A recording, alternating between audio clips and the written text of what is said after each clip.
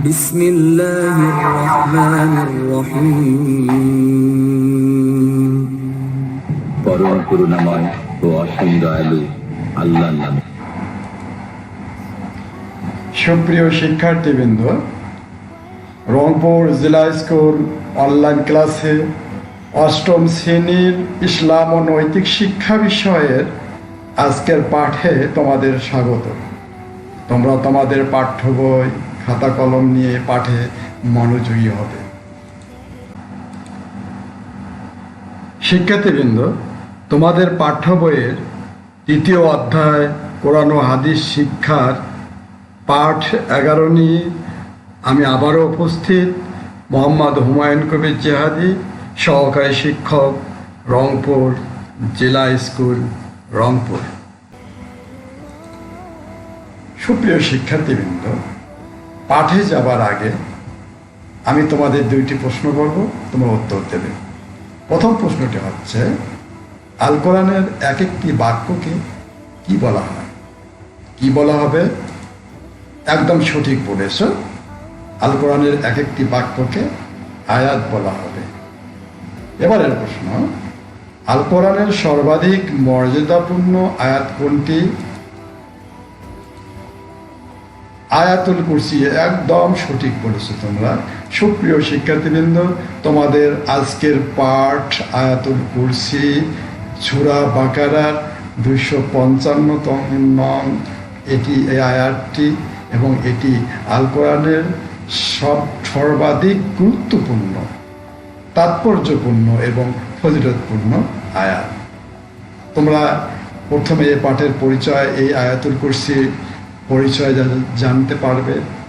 তারপর এই আয়াতে ব্যবহৃত কতিপয় গুরুত্বপূর্ণ শব্দের সাথে তোমরা পরিচিত হতে পারবে এবং অর্থ জানবে। তারপর এই আয়াতের অর্থসহ ভিডিও তেলাওয়াত তোমরা শুনবে। সবশেষে তোমরা জানবে এই আয়াতের ফজিলত। প্রথমে আমরা পরিচয় নিয়ে আলোচনা করব, তোমার মনোযোগী হবে। লক্ষ্য করো, এটি সূরা আল বাকারার 255তম আয়াত। আয়াতটি আল কোরআনের সর্বাধিক মর্যাদাপূর্ণ আয়াত। এই আয়াতের মধ্যে কুরসি একটি শব্দকে ব্যবহার করা হয়েছে। এই ব্যবহৃত কুরসি শব্দ আয়াতের মধ্যে তাৎপর্যপূর্ণ অর্থ রেখেছে এবং প্রাধান্য লাভ করেছে। এজন্য এই আয়াতটিকে ঘিরেই এই শব্দটিকে ঘিরেই এই আয়াতের নামকরণ করা হয়েছে আয়াতুল কুরসি। পরবর্তীতে যাচ্ছি। লক্ষ্য করো,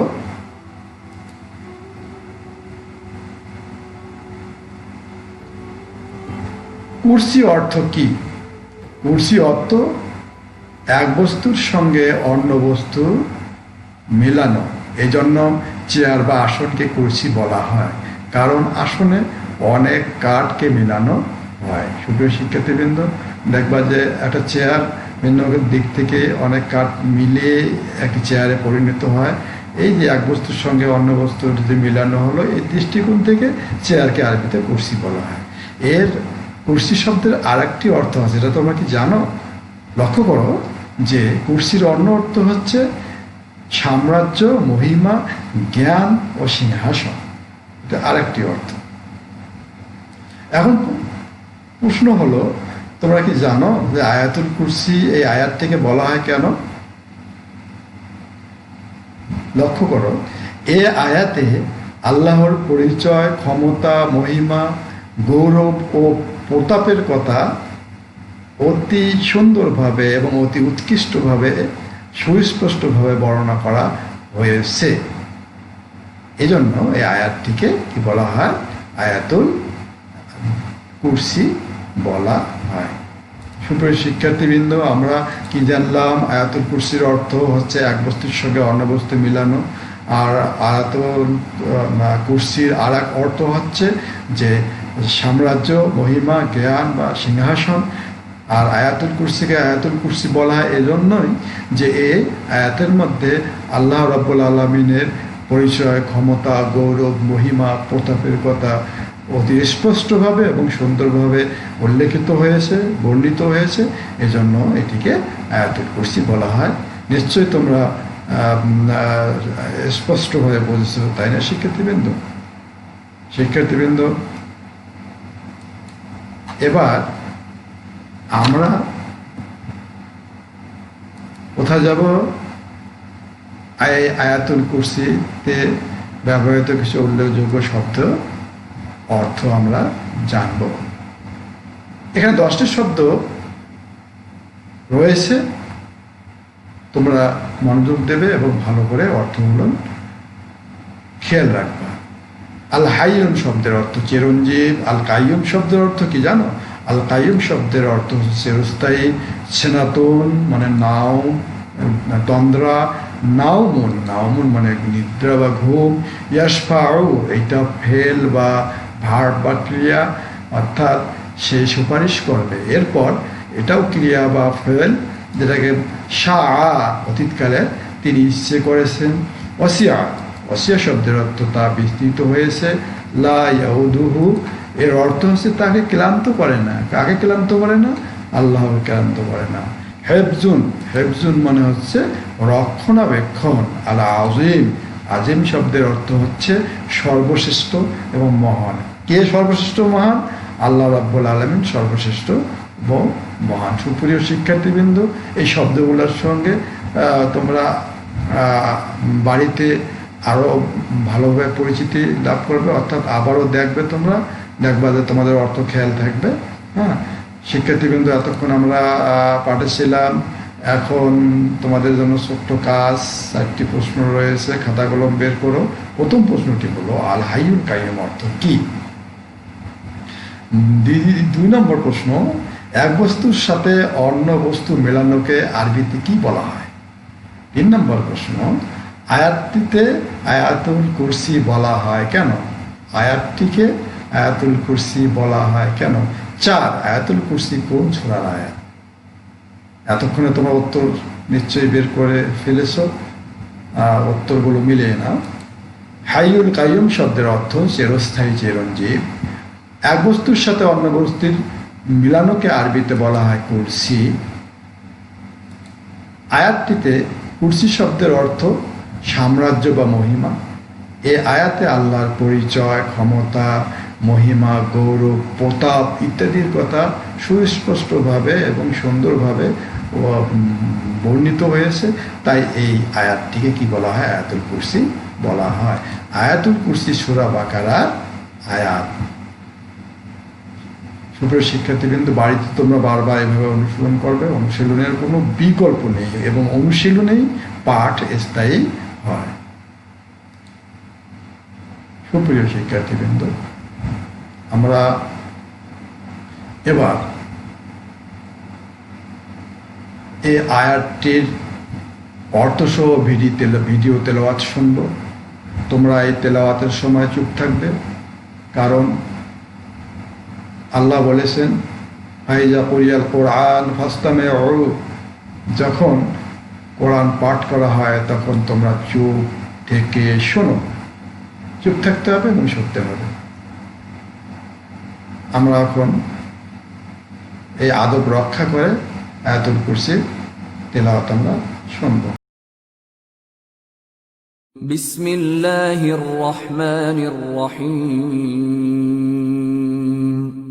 আল্লাহু লা ইলাহা ইল্লা হুয়াল হাইয়ুল কাইয়্যুম লা তাখুযুহু সিনাতুন ওয়ালা নাওম লাহু মা ফিস সামাওয়াতি ওয়া মা ফিল আরদ من ذا الذي يشفع عنده إلا بإذنه يعلم ما بين أيديهم وما خلفهم ولا يحيطون بشيء من علمه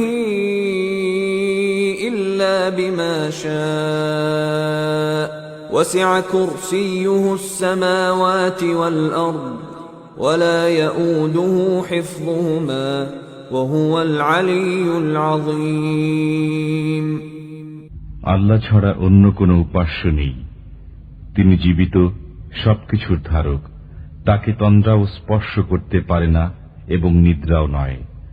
আসমান ও জমিনে যা কিছু রয়েছে সবই তার। কে আছে এমন যে সুপারিশ করবে তার কাছে তার অনুমতি ছাড়া? দৃষ্টির সামনে কিংবা পিছনে যা কিছু রয়েছে সে সবই তিনি জানেন। তার জ্ঞানসীমা থেকে তারা কোনো কিছুকেই পরিবেষ্টিত করতে পারে না, কিন্তু যতটুকু তিনি ইচ্ছা করেন। তার সিংহাসন সমস্ত আসমান ও জমিনকে পরিবেষ্টিত করে আছে, আর সেগুলোকে ধারণ করা তার পক্ষে কঠিন নয়। তিনিই সর্বোচ্চ এবং সর্বাপেক্ষা মহান। সুপ্রিয় শিক্ষার্থীবৃন্দ, এতক্ষণ আমরা এই কোরআনের সর্বাধিক ফজিলতপূর্ণ আয়াতুল কুরসির তিলাওয়াত এবং অর্থ শুনলাম। এবার আমরা পরবর্তী পাঠে যাচ্ছি। পরবর্তী পাঠ হচ্ছে ফজিলত, অর্থাৎ আয়াতুল কুরসির ফজিলত আমরা এখন জানব। আয়াতুল কুরসি অত্যন্ত বরকতময় আয়াত।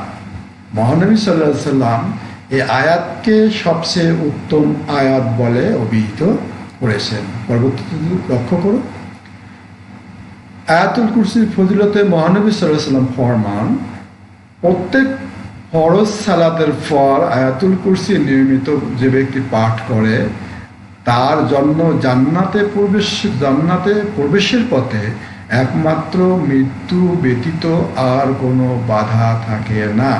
নাসাই শরীফের এই হাদিসের মধ্যে মহানবী সাল্লাল্লাহু আলাইহি সাল্লাম স্পষ্টভাবে উনি বলতে চাচ্ছেন বা বলেছেন যে ব্যক্তি প্রতি ফরজ সালাতের পর এটি আয়াতুল কুরসি পাঠ করে মৃত্যুর সাথে সাথেই সে জান্নাতে প্রবেশ করে। আলহামদুলিল্লাহ, অত্যন্ত ফজিলতের কথা। এবার পরবর্তীতে আসো, তোমরা ছবিতে লক্ষ্য করছো যে এইটা প্রথম ছবিটি হচ্ছে প্রাতকালের ছবি, আর দ্বিতীয় ছবিটি হলো শয়নকালের ছবি। মহানবী সাল্লাল্লাহু আলাইহি ওয়াসাল্লাম বলেন, যে ব্যক্তি প্রভাতে ও শয়নকালে আয়াতুল কুরসি পাঠ করবে আল্লাহ তাআলা তাকে সর্বপ্রকার বিপদ আপদ থেকে মুক্ত রাখবেন বা মুক্ত করবেন। তিরমিজি শরীফের এই হাদিসে আল্লাহর রাসূল মহানবী সাল্লাল্লাহু আলাইহি ওয়াসাল্লাম আয়াতুল কুরসির ফজিলত বর্ণনা করতে গিয়ে আসলে আমাদের কি করেছেন, এই কি বলে বিপদ আপদ থেকে রক্ষার একটা উপায় বাতলে দিয়েছে। আমরা যদি এই আয়াতুল কুরসি সকাল এবং প্রাতকালে এবং শোয়ার সময় যদি আমরা পাঠ করি সর্বপ্রকার বিপদ আপদ থেকে আমরা রক্ষা পাবো আল্লাহর রহমতে।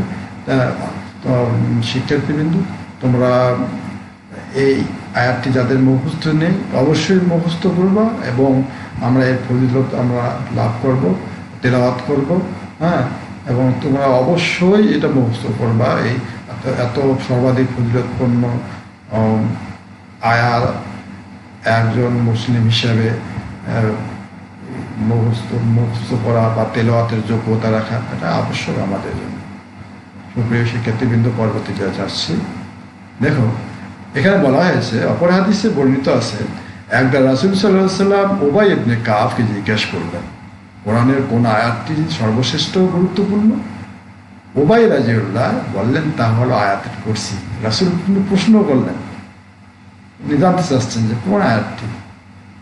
ঠিক উবাই ইবনে কাব উত্তর রাসূলের মনোভূত হয়েছে। উনি উত্তর দিচ্ছেন কি, যে আয়াতুল কুরসি, অর্থাৎ আপনি যেটি প্রশ্ন করছেন এই আয়াতটি হচ্ছে আয়াতুল কুরসি। উত্তর শুনে মহানবী সাল্লাল্লাহু আলাইহি ওয়াসাল্লাম তার সমর্থন করলেন, অর্থাৎ তুমি যেটা বললে এটা সঠিক বলেছ। হ্যাঁ, এবং বললেন যে হে আবুল মঞ্জির, তার ডাক না। হ্যাঁ, এই উত্তর দানের জন্য তোমাকে ধন্যবাদ। সুপ্রিয় শিক্ষার্থীবৃন্দ, আমি এখান থেকে একটা তথ্য আমি দেব যে কাউকে যদি প্রশ্ন করা হয় এবং সঠিক উত্তর দেয় তাহলে তাকে ধন্যবাদ দেওয়া উচিত। যে এই আয়াতের হাদিসের মধ্যে আমরা স্পষ্ট দেখেছি মহানবী সাল্লাল্লাহু আলাইহি সাল্লাম আবুল মঞ্জিরকে সঠিক উত্তর দেওয়ার জন্য ধন্যবাদ জ্ঞাপন করছেন, একটা বাক্য ব্যবহার করছেন। আমরা জানলাম যে আবুল মঞ্জিরের কাছে রাসূল শুনতে চেয়েছিলেন যে আয়াতুল কুরসি এই সর্বশ্রেষ্ঠ, এবং উনি উত্তর দিয়েছেন। এই হাদিস তিনটি থেকে আমরা স্পষ্টভাবে আমরা জানলাম যে আয়াতুল কুরসির ফজিলত অত্যধিক। এটি ফরজ নামাজের পর পাঠ করলে, তেলাওয়াত করলে মৃত্যুর সাথে সাথে জান্নাতে যেতে পারবো আমরা। আর সকালে ও সায়ংকালে যদি আমরা পাঠ করি, তেলাওয়াত করি, তখন কি হবে? বিপদ আপদ থেকে আমরা রক্ষা পাব। সুপ্রিয় শিক্ষার্থীবৃন্দ, পাঠে ছিলাম এতক্ষণ। এখন তোমাদের জন্য একটু কাজ, ছোট্ট কাজ। তোমরা মনোযোগ সহকারে প্রশ্নগুলো দেখো এবং উত্তর বের করার চেষ্টা করো। প্রথম প্রশ্ন হচ্ছে, আবুল মঞ্জির কে? আবুল মঞ্জির হচ্ছে উবাই ইবনে কাব রাদিয়াল্লাহু আনহু। 2 নম্বর প্রশ্ন, আয়াতুল কুরসি পাঠের সুফল কি? বিপদ আপদ থেকে মুক্তি ও জান্নাত লাভ। প্রথম হাদিস যেটা জানলাম যে মৃত্যুই একমাত্র বাধা জান্নাতে যাওয়ার, ওখান থেকে আমরা জানলাম মৃত্যুর সাথে সাথে জান্নাতে যাওয়ার কথা।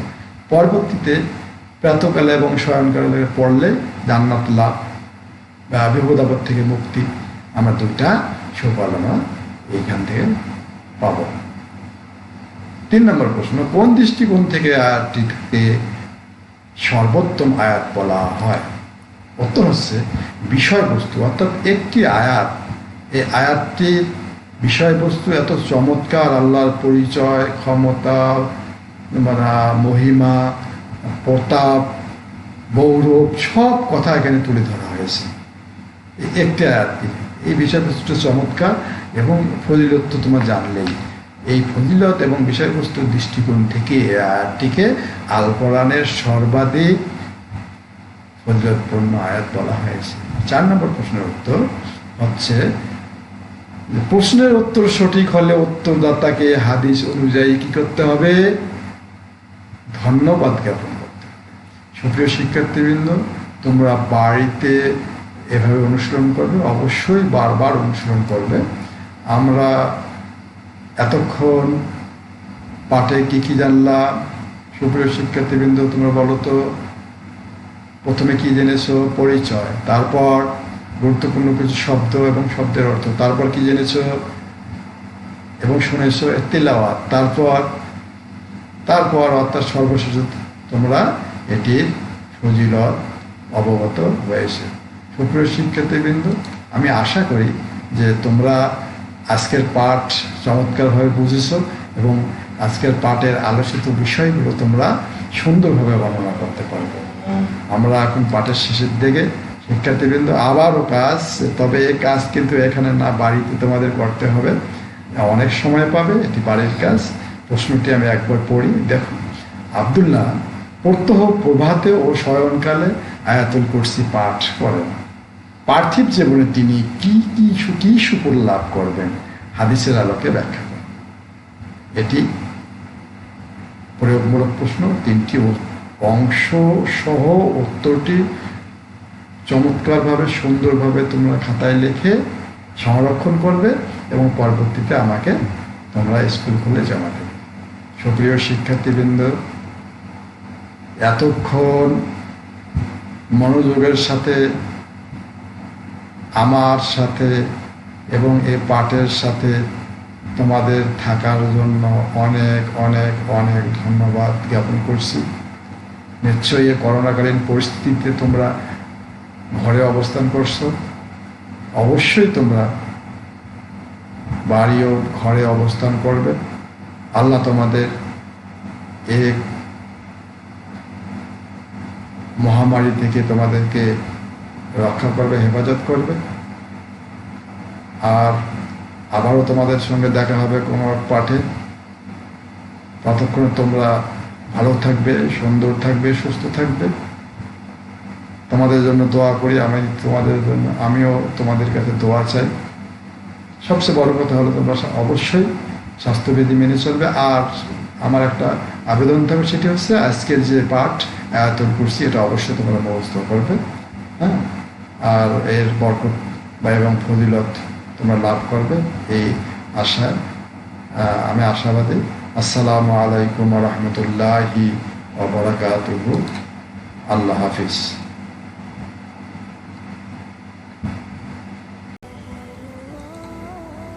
সুপ্রিয় শিক্ষার্থীবৃন্দ, পাঠে যাবার আগে আমি তোমাদের দুইটি প্রশ্ন করব, তোমরা উত্তর দেবে। প্রথম প্রশ্নটি হচ্ছে, আল কোরআনের এক একটি বাক্যকে কি বলা হয়? কি বলা হবে? একদম সঠিক বলেছ। আল কোরআনের এক একটি বাক্যকে আয়াত বলা হবে। এবারের প্রশ্ন, আল কোরআনের সর্বাধিক মর্যাদাপূর্ণ আয়াত কোনটি? আয়াতুল কুরসি। একদম সঠিক বলেছো তোমরা। সুপ্রিয় শিক্ষার্থীবৃন্দ, তোমাদের আজকের পাঠ আয়াতুল কুরসি, সূরা বাকারার 255তম নং এটি এই আয়াতটি, এবং এটি আল কোরআনের সর্বাধিক গুরুত্বপূর্ণ, তাৎপর্যপূর্ণ এবং ফজিলতপূর্ণ আয়াত। তোমরা প্রথমে এই পাঠের পরিচয়, এই আয়াতুল কুরসি পরিচয় জানতে পারবে। তারপর এই আয়াতে ব্যবহৃত কতিপয় গুরুত্বপূর্ণ শব্দের সাথে তোমরা পরিচিত হতে পারবে এবং অর্থ জানবে।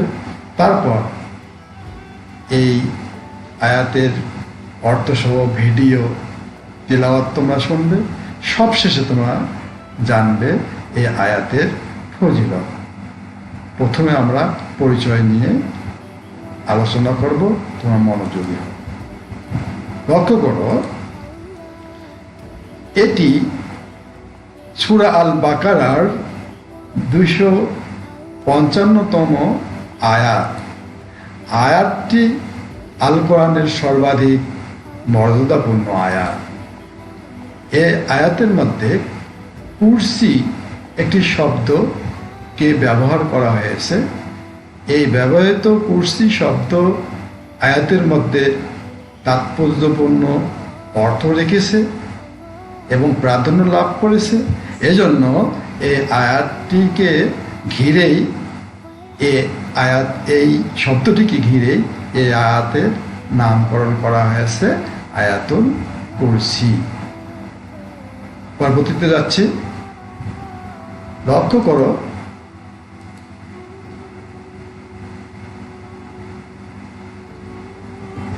কুরসি অর্থ কি? কুরসি অর্থ এক বস্তুর সঙ্গে অন্য বস্তু মেলানো।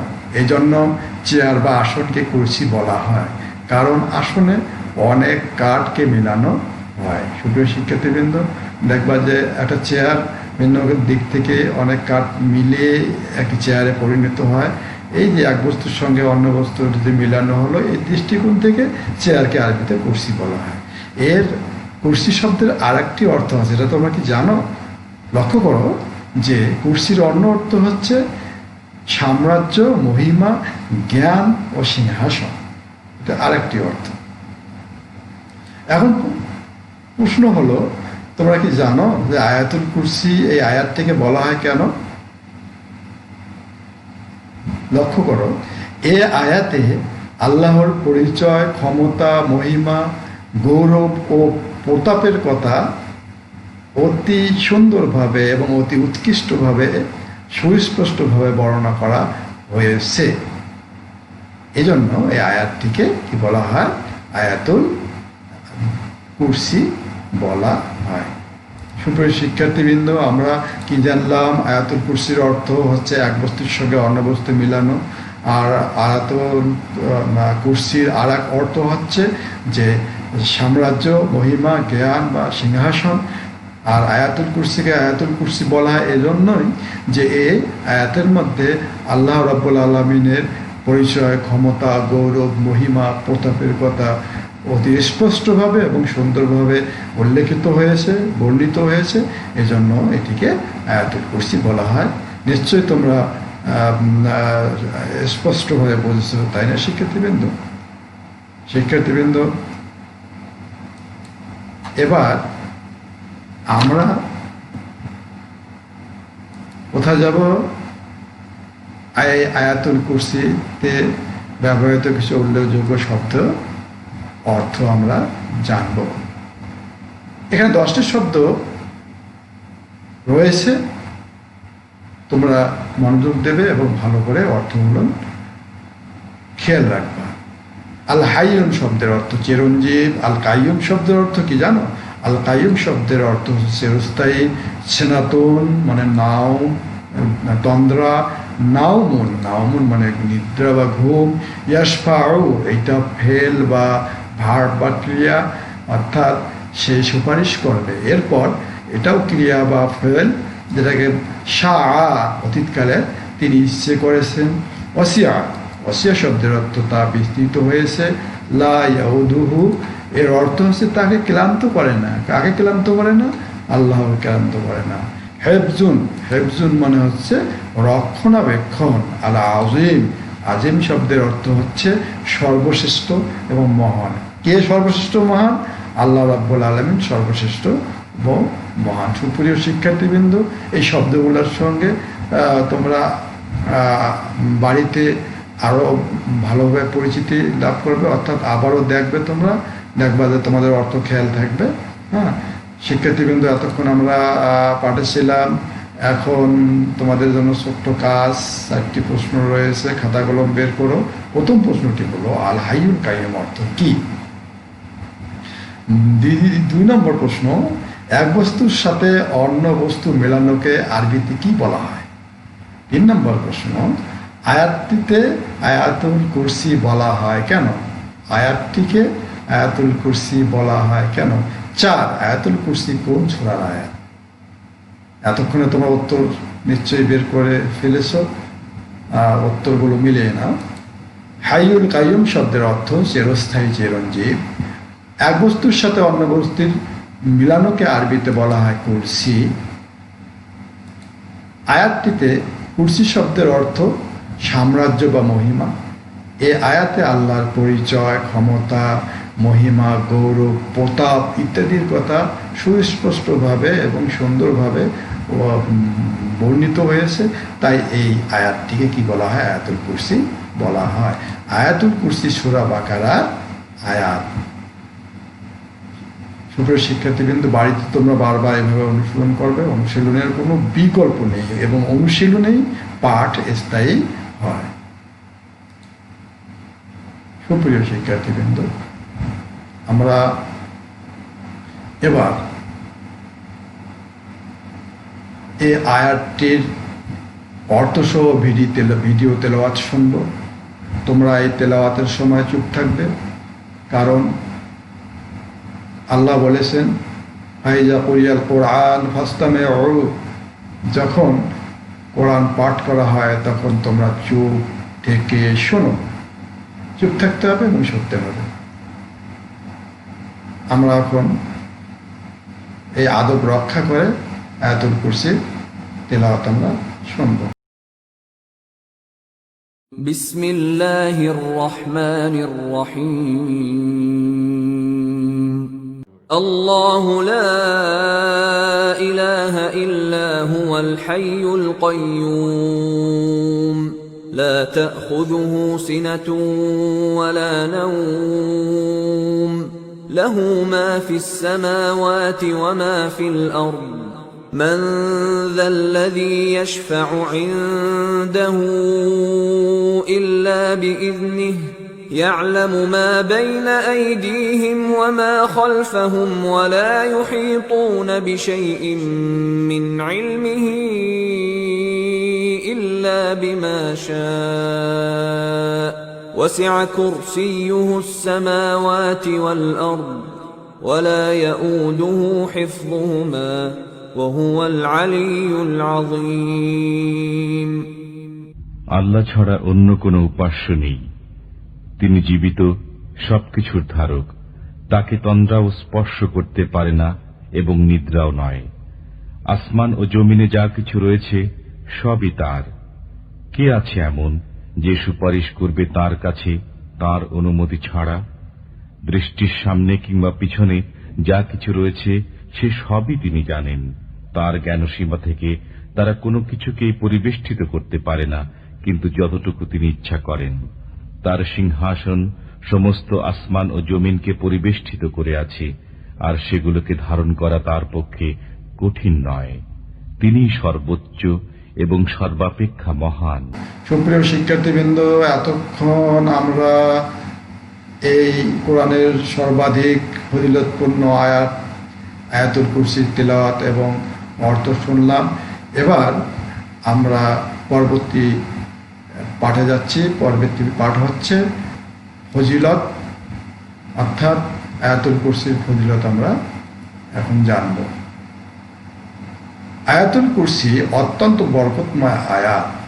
মহানবী সাল্লাল্লাহু আলাইহি সাল্লাম এই আয়াতকে সবচেয়ে উত্তম আয়াত বলে অভিহিত করেছেন। পরবর্তীতে লক্ষ্য করো, আয়াতুল কুরসির ফজিলতে মহানবী সাল্লাল্লাহু আলাইহি সাল্লাম ফরমান, প্রত্যেক ফরজ সালাতের পর আয়াতুল কুরসি নিয়মিত যে ব্যক্তি পাঠ করে তার জন্য জান্নাতে প্রবেশের পথে একমাত্র মৃত্যু ব্যতীত আর কোনো বাধা থাকে না। নাসাই শরীফের এই হাদিসের মধ্যে মহানবী সাল্লাল্লাহু আলাইহি সাল্লাম স্পষ্টভাবে উনি বলতে চাচ্ছেন বা বলেছেন যে ব্যক্তি প্রতি ফরজ সালাতের পর এটি আয়াতুল কুরসি পাঠ করে মৃত্যুর সাথে সাথে সে জান্নাতে প্রবেশ করে। আলহামদুলিল্লাহ, অত্যন্ত ফজিলতের কথা। এবার পরবর্তীতে আসো। তোমরা ছবিতে লক্ষ্য করছো যে এইটা প্রথম ছবিটি হচ্ছে প্রাতকালের ছবি, আর দ্বিতীয় ছবিটি হলো শয়নকালের ছবি। মহানবী সাল্লাল্লাহু আলাইহি ওয়াসাল্লাম বলেন, যে ব্যক্তি প্রভাতে ও শয়নকালে আয়াতুল কুরসি পাঠ করবে আল্লাহ তাআলা তাকে সর্বপ্রকার বিপদ আপদ থেকে মুক্ত রাখবেন বা মুক্ত করবেন। তিরমিজি শরীফের এই হাদিসে আল্লাহর রাসূল মহানবী সাল্লাল্লাহু আলাইহি ওয়াসাল্লাম আয়াতুল কুরসির ফজিলত বর্ণনা করতে গিয়ে আসলে আমাদের কি করেছেন, এই কি বলে বিপদ আপদ থেকে রক্ষার একটা উপায় বাতলে দিয়েছে। আমরা যদি এই আয়াতুল কুরসি সকাল এবং প্রাতকালে এবং শোয়ার সময় যদি আমরা পাঠ করি, সর্বপ্রকার বিপদ আপদ থেকে আমরা রক্ষা পাবো আল্লাহর রহমতে। তো শিক্ষার্থীবৃন্দ, তোমরা এই আয়াতটি যাদের মুখস্থ নেই অবশ্যই মুখস্থ করবা এবং আমরা এর ফজিলত আমরা লাভ করব, তেলাওয়াত করব।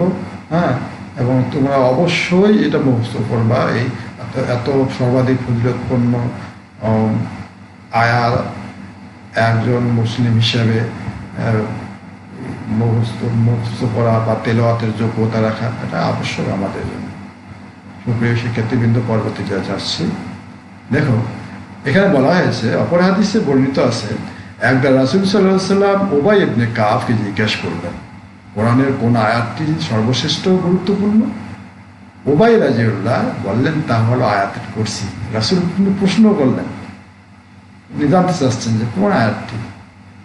ঠিক উবাই ইবনে কাব উত্তর রাসূলের মনোভূত হয়েছে। উনি উত্তর দিচ্ছেন কি, যে আয়াতুল কুরসি, অর্থাৎ আপনি যেটি প্রশ্ন করছেন আয়াতটি হচ্ছে আয়াতুল কুরসি। উত্তর শুনে মহানবী সাল্লাল্লাহু আলাইহি ওয়াসাল্লাম তার সমর্থন করলেন, অর্থাৎ তুমি যেটা বললে এটা সঠিক বলেছ। হ্যাঁ, এবং বললেন যে হে আবুল মঞ্জির, তার ডাক না। হ্যাঁ, এই উত্তর দানের জন্য তোমাকে ধন্যবাদ।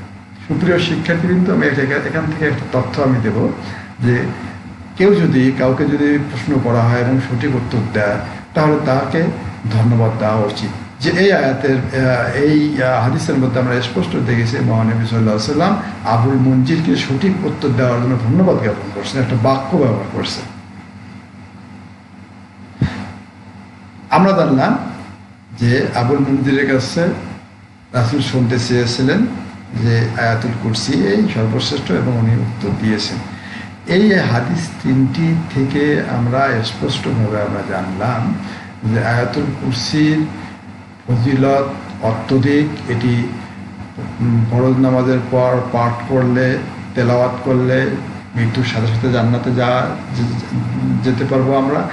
আর সকালে ও সায়ংকালে যদি আমরা পাঠ করি, তেলাওয়াত করি, তখন কি হবে?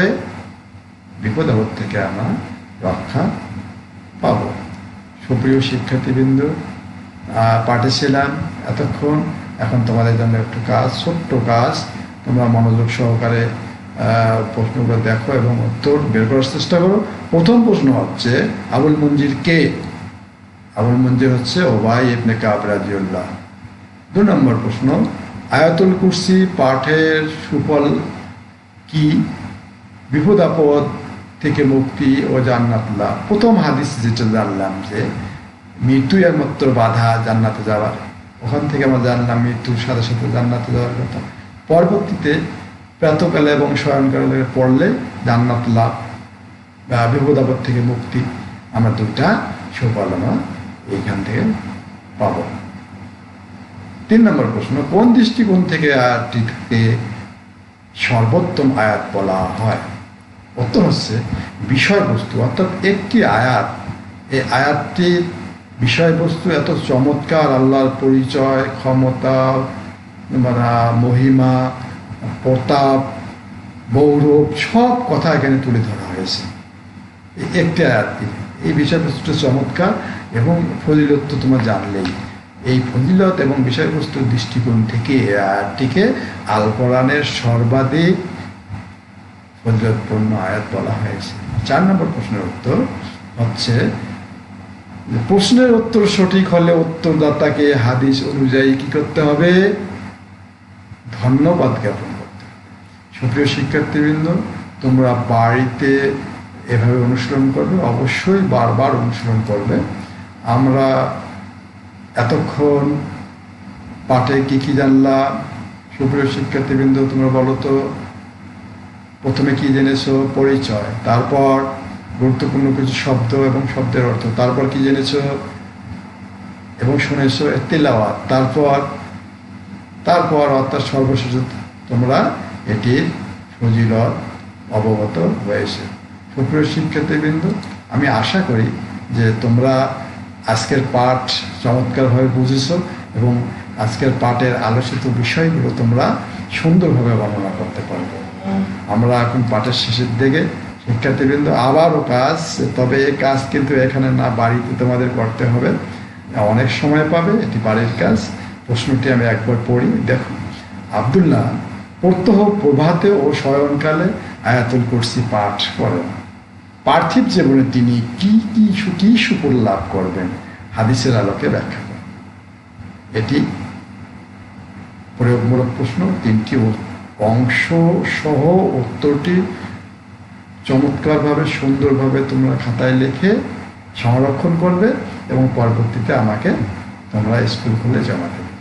সুপ্রিয় শিক্ষার্থীবৃন্দ, এতক্ষণ মনোযোগের সাথে